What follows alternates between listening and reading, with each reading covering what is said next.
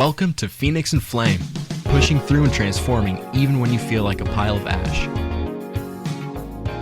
This podcast is not intended for use as psychotherapy. If you feel you are in crisis, please call 911 or contact your local crisis hotline. Welcome to Phoenix and Flame.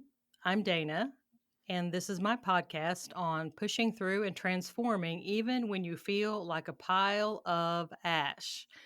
Well, I've been doing some interviews lately with some wonderful people who have some really applicable experiences so that we can hear, how to make our lives better. How do we address things that we don't know how to address? And also to feel like we're not alone.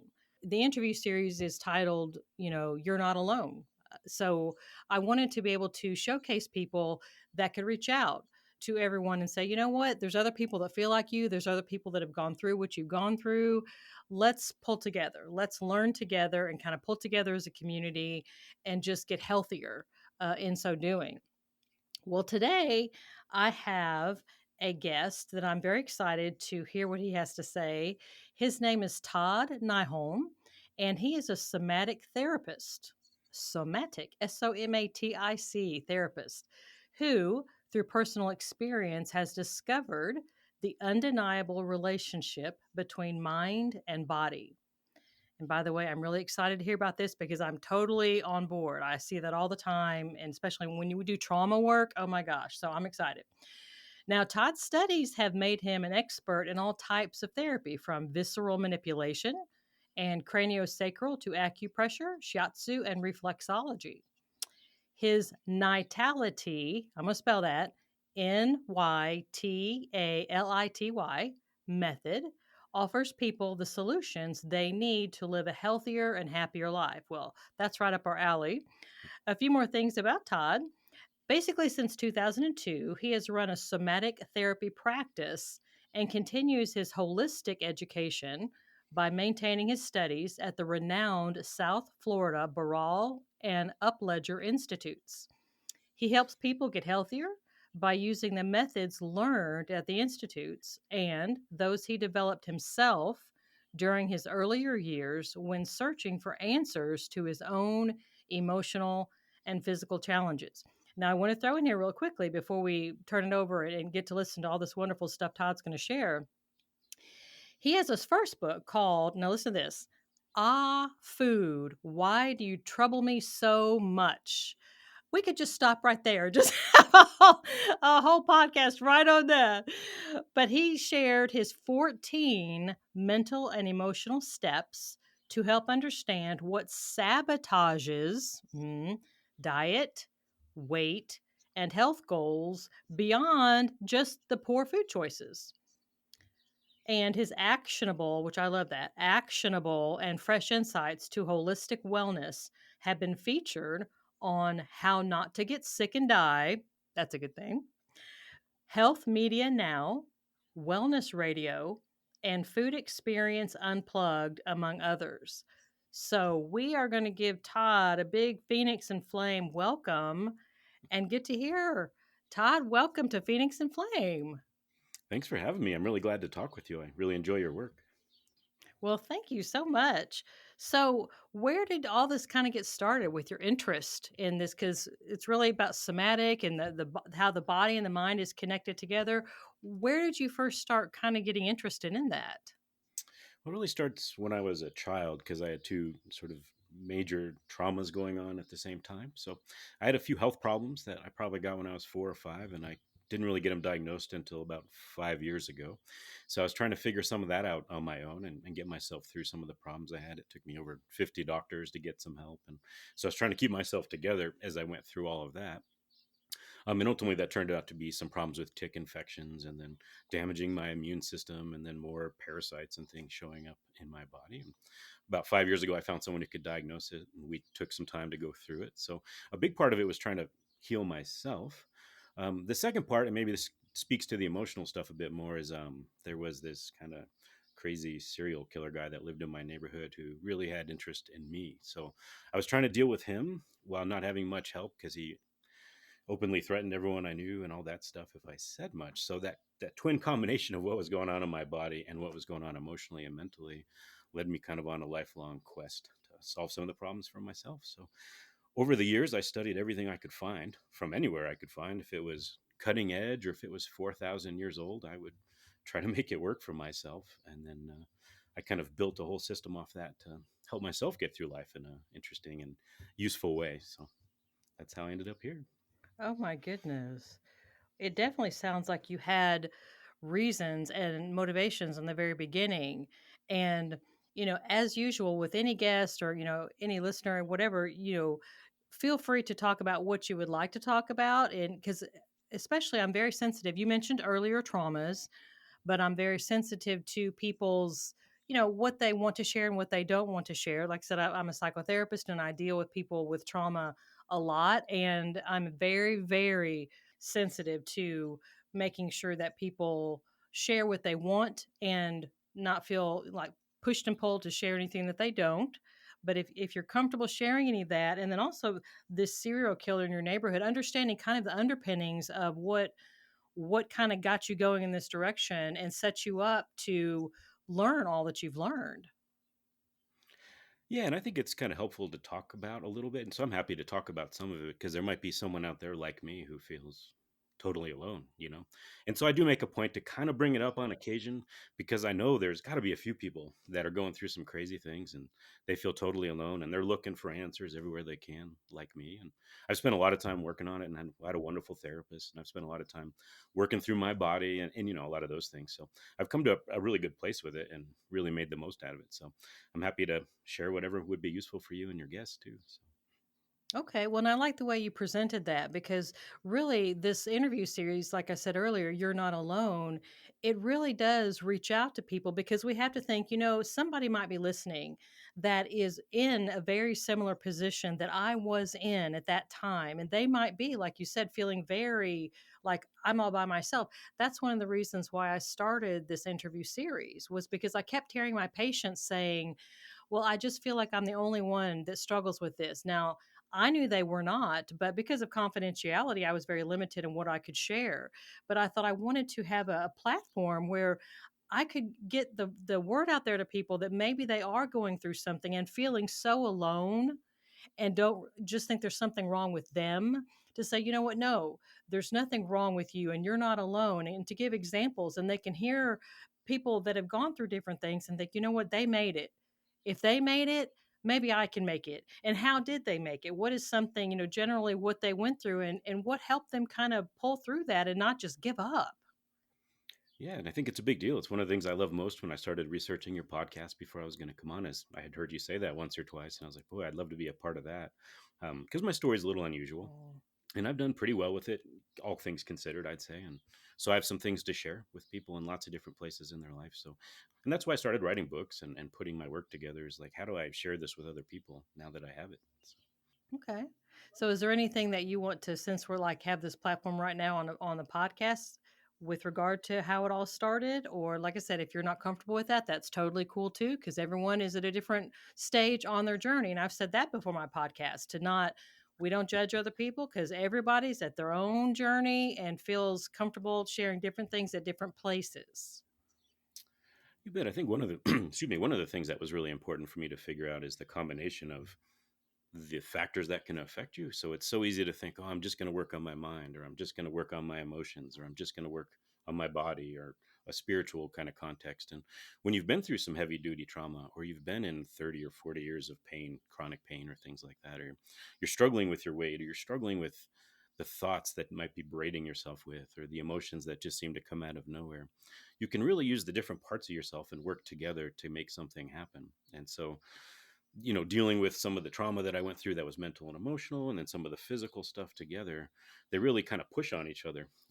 And so getting yourself to a better place when you've gone through all that, if you can find a way to work with your body, with your emotions, with your mind, with maybe a spiritual journey all together, I think that can be really helpful for putting yourself back together after you've burned down a little bit, and so a lot of the things that I'm trying to put together are means to directly do that. So I try to make every step actionable, and I try to give a mental piece and an emotional piece and something a little bigger for you to work on all together, because if you leave one of the sections out, I think it can drag you back particularly over the years. So there's a lot of things that were just tough for me to figure out what to do because of the position that I was in.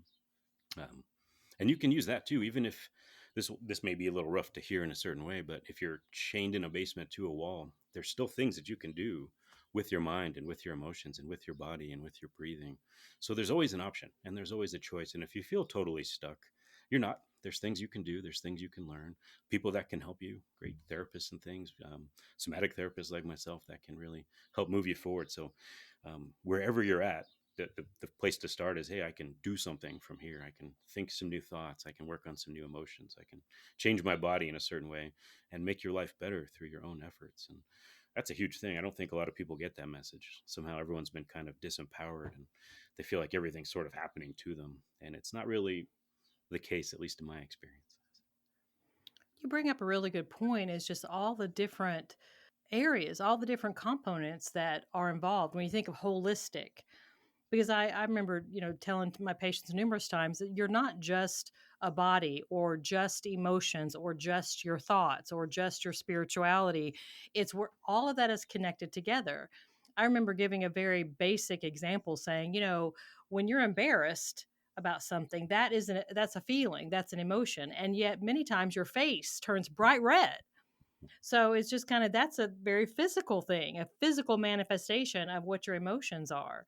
And so I think it's such a good idea. And the example that you gave, you could be chained to a concrete basement, but there's other aspects of your mind that you can use and your body to kind of overcome. Because to be honest, I think, using that as an analogy, I think some people feel as if they're chained in a basement. They might not physically be chained in a basement, but they feel like they are, based on what their relationships are like, what their life is like. They might feel that they are, metaphorically chained in a basement.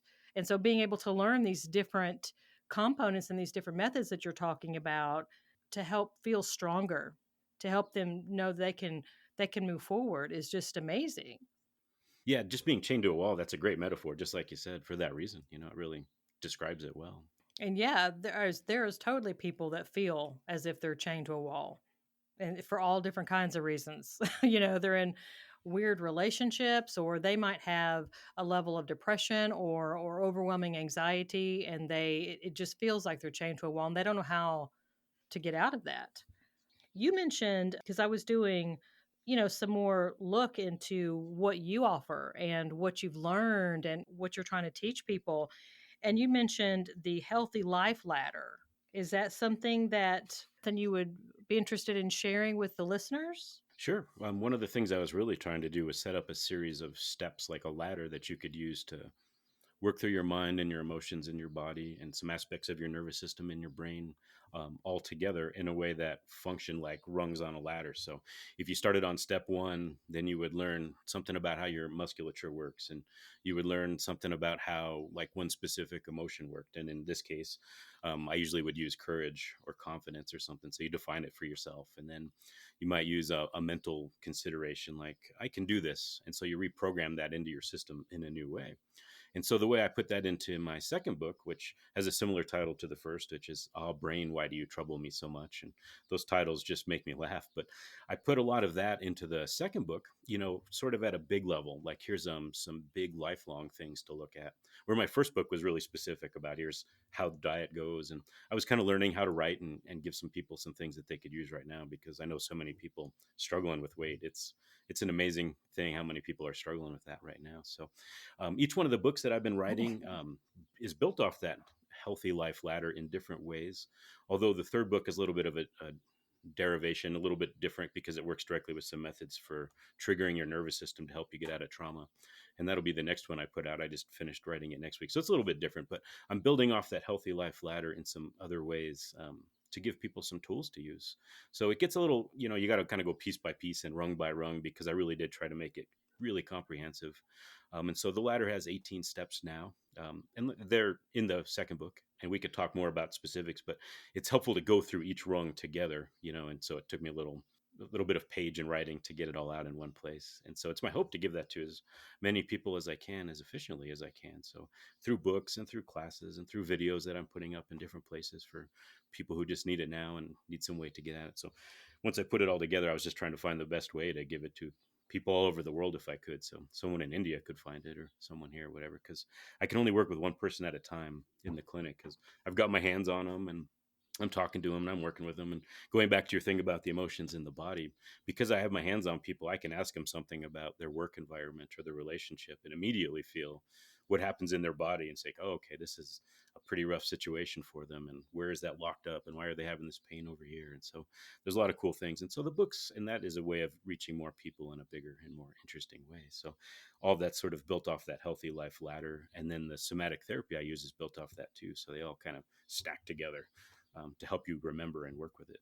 And I am going to make sure that I get all of your books and your website and everything, and I'm definitely going to put all those things in the show notes so Great. the listeners can access those.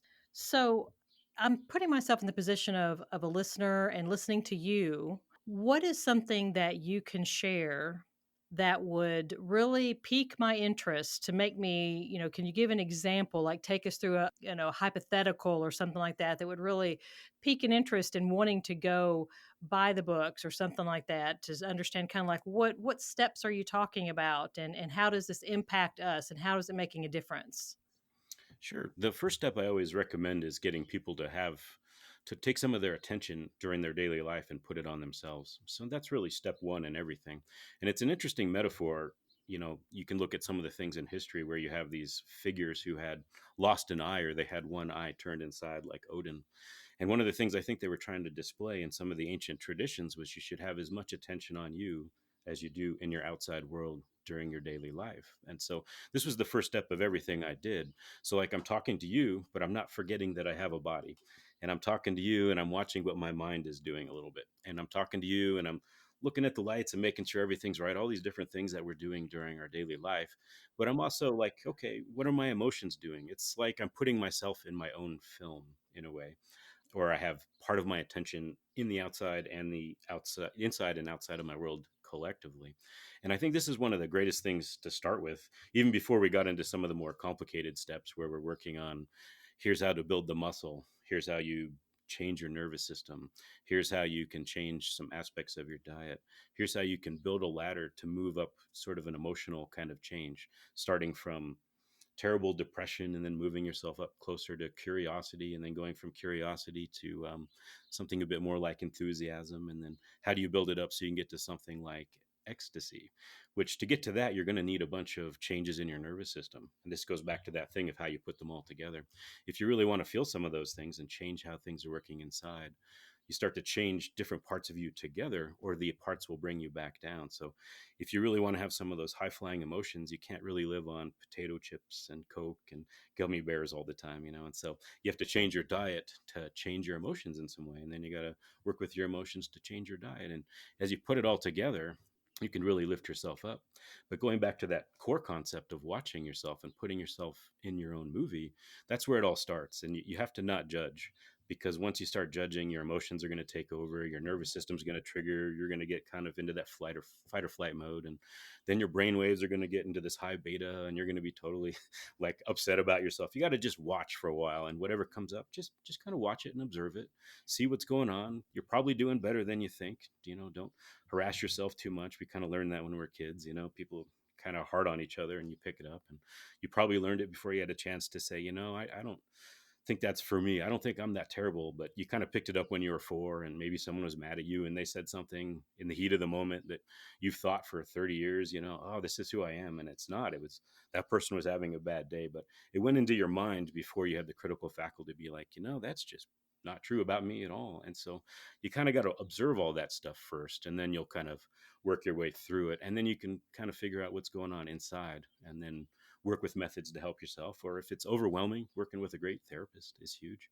But there's a lot of cool things you can do on your own, and then a lot of wonderful people that can help you. But it really helps at first to get a sense of yourself, because we're all taught so much to please others and to do things for the way the culture does. And it's a little tough to get yourself back out of. I told Todd before we started recording that I was going to be taking notes as he talked, and this whole time he's talking, I'm like just maniacally taking notes over here because everything that you're saying. Because I'm thinking, okay, first of all, the whole watching yourself and not judging, that is huge. I don't know. I can't even count how many times I take my patients through this drill where you just observe. Look at it from a point of curiosity. Look at it from a point of, well, isn't that interesting or isn't that curious? But just observe your behavior, observe your thoughts and feelings, stop the judgment thing, because then I say you jump in the shame shower. Say you jump in the shame shower, get out of the shame shower, just observe what you're doing and stop, because like you said, when you start judging, now comes all this negativity, all this kind of stuff that comes along with it. So that was amazing. And really also, when I was listening to you talk about some of the, I guess what we could call higher level emotions that quite frankly for some reason a lot of us don't reach, like enthusiasm and ecstasy and those kind, it just feels like the majority of us are just trudging through life. We're just trying to keep going. It feels like we're walking through thick mud and we're just trying not to sink. It feels like quicksand kind of, and we're just trying not to sink. And the idea that we could actually be enthusiastic about something, the idea that we could actually feel joy or ecstasy about something feels like a dream. It feels like we left those emotions behind long ago in maybe childhood, assuming we had a decent childhood, which a lot of us did not, and just the idea that that's a possibility, I find really amazing. I did too, and it was something that I was really curious about because I was reading these stories about yoga masters who talked about being able to create these amazing states in themselves, and then I watched the people I knew, and they were rarely, if ever, even happy, let alone ecstatic or full of serenity or peaceful or all these really interesting emotions that maybe you hear about, but you're like, have I seen anyone that actually feels that way? And so even as a kid, Mhm. it became a big quest. I'm like, I want to feel those things. I know what misery is like. I'd rather not stay here. How do I find my way out of this? Right. And so that really got me searching. That is amazing. Well, I'm looking at your different thing. You have just accomplished so much, and I know you have so much available in your books. So I'm just thinking, what are some last tips, words of wisdom, anything? Maybe if there's a listener out there or some listeners out there who are where you were maybe 15, 20 years ago, what would you like to share with them to make that connection, and then they can further that education by going and getting your books and reading what all that you've learned and shared and that kind of thing. But what would your words of wisdom be? At this point, what I would tell people is that no matter where you are, and no matter what people have said, and no matter what situation you find yourself in, you have power to change it, and you can take that power back, starting from the inside and moving your way out. Typically, people try to do it on the outside. They're like, "Oh, I can get other people to treat me this way, or I can go get a degree and do it that way," and that's possible. But it's a little easier to go from the inside and look at yourself and start building things up. And once you take that attitude, there's a bunch of tools that you can use, and mine are going to be out there, and I'm going to get out as many as I can as fast as I can, and I'll put them all over the place, in videos and books and classes and things. But essentially, you got to like really believe, and you got to create this belief in yourself because you've been taught a doubt in who and what you are, that you can't do things by people in a lot of ways that gained ease or power by convincing you of that. And it's like, we want you to be quiet, so just sit down, and you're like, okay, we don't want to hear what you're saying, you're just a kid, be quiet or whatever. Or you get to a certain place, and this actually happened to me at one point. Someone told me I'd never accomplish anything because I'm a redhead and redheads are inferior, and it was one of my teachers in school. And you're like, you look at that when you're like 23, and you're like, what? That doesn't even make any, that's So, totally ridiculous, right? You got to like re-empower yourself inside, and that's the first step to a lot of things. oh my gosh, that I just love everything that you just said, and it really kind of gets back in a way to something again. Todd and I were talking about before the recording started. I was sharing that I'm going to be starting some video clips called "The Boundaries Queen." Literally bought a crown. Because I love boundaries, and for those that you all have listened to my podcast episodes, you know I can't hardly get out of an episode without talking about boundaries because it's just so ubiquitous, it's so pervasive. And Todd, what you were just saying, we go through life and other people have their thoughts and their feelings and but they like push it on us and we just accept it like what they said is gospel truth, that we don't have a right to our own thoughts or our own feelings. We just have to just accept whatever they say about us, and that just must be true. And so learning how that there's actually a fence line and we get to create our own idea. But I think for some people it's hard because they've heard so many negative opinions of them and so much negative feedback for so long that they have a hard time. For example, I was talking to someone at one time that had very low self-esteem, and we were talking about walking into a room like you had some value, and she was looking at me and her head was kind of cocked to the side and she says, "But I hear you, but I don't know what that feels like. I don't know how to do that. I don't know what that feels like to walk into a room and feel good about myself." And so we had to really step back and, do some work with that. So that's kind of what I hear you saying on some level. Oh yeah, and you might have to start like almost from the beginning and think I'm going to break a bunch of things down, Mhm. and observation will help. If you just start to see it and you're like, why does this thought come up? I don't think that's true, and then maybe you don't know what it feels like, and so that's a good time to work with your body. So you walk into a room and you stand up straight and you just look straight ahead, and that will start to create that feeling inside you because you've changed your posture. Because and I do this too, or at least I used to. I walk into a room and kind of put my head down because I didn't want to be noticed, because being noticed when I was a kid put me in a pretty bad position. And it's taken me a long time to break myself out of that. And at first I couldn't get the feeling. So I was like, well, I can mimic a physical position. I can get my body up. I can get my diaphragm to relax. I can just walk in like I'm looking at a horizon. And if you just do that for 5 seconds and you do it every time you walk through a door threshold, you'll do it without thinking about it. And then you'll start to feel the emotion come up within you. But it really does help to see it in yourself. You're like, oh, wow, I don't think this about myself. Where did that come from? Or I do think these crazy things that I don't see in my own behavior. So where did they come from? Oh, wow. This is so exciting, Todd. I have so enjoyed talking with you. And I know my listeners are going to be so excited to access. And again, I'm going to put all of this in the show notes. So it'll be there and it can get accessed, through iTunes or just go to phoenixandflame.com. It's going to be all listed there. So exciting to get access to these steps that you have walked through yourself, that you've learned, and you kind of came at it from a place of need and experiencing the trauma and going through that and try to figure out how do I, use all of these components, the holistic, view of my mind, my feelings, my body, spirituality, all kinds of stuff to get to a healthy and strong place. Guys out there, as always, if anything that Todd has shared today and us talking together has meant anything to you, if you think it would be meaningful to someone that you know of, maybe a coworker or a friend or family member, tell them about it. Share this podcast, put it on your social media pages, share it through email. You can go to phoenixandflame.com and you can leave comment, you can leave a question.